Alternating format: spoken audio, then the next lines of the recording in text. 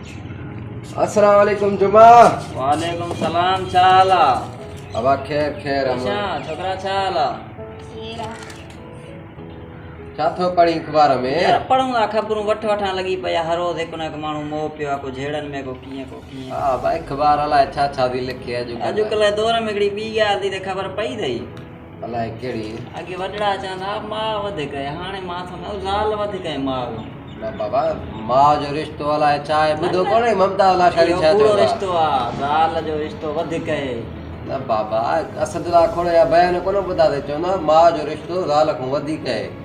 ने मश्करे के दा हिकु मश्करी जो कमु सॼो ॾींहुं कूड़नि जे पोयां बाबा ज़ाल जो रिश्तो वधीक आहे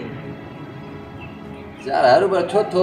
वेठो क़बर कारी करी माउ जो रिश्तो अलाए छा आहे ज़ाल त हाणे को थी अचे माउ जो रिश्तो जनम थी ॾे माउ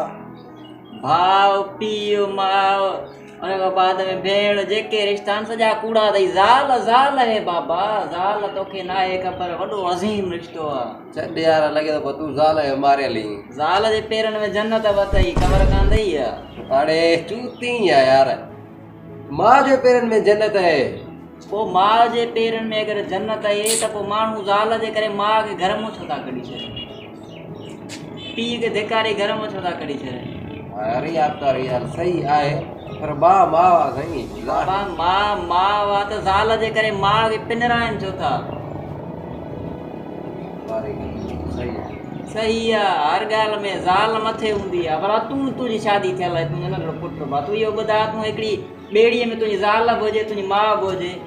अगरि उहा ॿेड़ी विच जाए त फासी पए उन में इहो ऑप्शन अचे त हिकिड़े अमरा खे लाहियो दरिया में उछलियो तव्हांजी ॿेड़ी अॻिते पोइ हलंदी तूं कंहिंखे उछली ॾींदे ज़ाल खे या माउ खे मां त ज़ाल खे उछलींदुसि छो माउ जो रिश्तो ज़ाल खां वधीक आहे पोइ वधीक आहे त तो पंहिंजे माउ पीउ खे छो कढी छॾियो आहे ज़ाल जे करे माउ पीउ खे घर में धिकारे कढी छॾियो अथई वरी हिते लेक्चर थो चई त माउ वधीक आहे चवी सच थो चवी सच थो छा इहो ई सच अथई माउ जे पेरनि में जन्नत हूंदी आहे ज़ाल जे पेरनि में जन्नत कान हूंदी आहे सम्झ में आई ॻाल्हि ज़ालूं त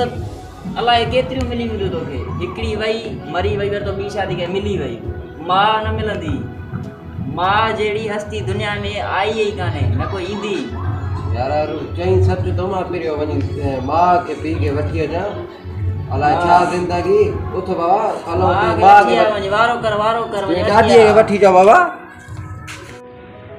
माउ जो क़दुरु कयो बाबा वॾी शख़्सियत आहे माउ शुक्र कयो जेके तव्हांखे नंढड़ा हेतिरा आयो तव्हांजो हंगण मुटण धोई तव्हांखे एतिरो पाले करे वॾो थी करे उनखे धिकारी घर मां कढो था यार छो था पंहिंजी आख़िरत ख़राबु कयो माउ न ख़ुदा जो कसम जंहिंजी न आहे उन खां पुछो।